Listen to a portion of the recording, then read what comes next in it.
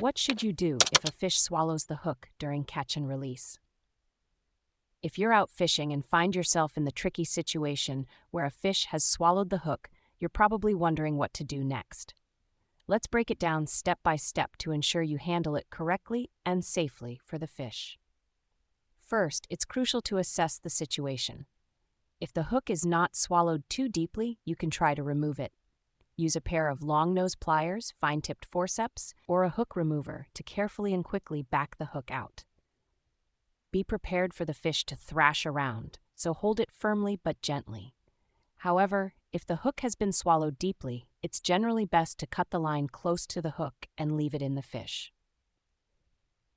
This might seem counterintuitive, but research shows that trying to remove a deeply swallowed hook can cause more harm than good.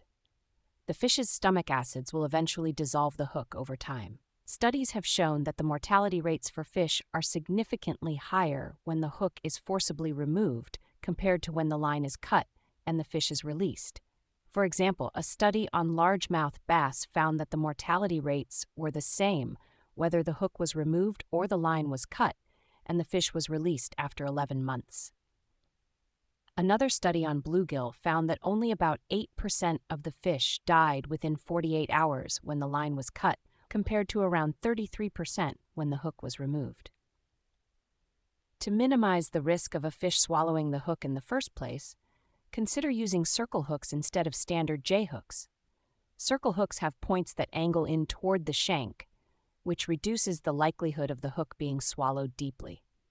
You can also make your hooks barbless by pinching the barb down with needle-nose pliers. Setting the hook quickly when you feel a bite and using lures instead of real baits can also help reduce the chances of the fish swallowing the hook. When handling the fish, be careful not to grasp it by the gills or eyes, as this can injure or kill the fish.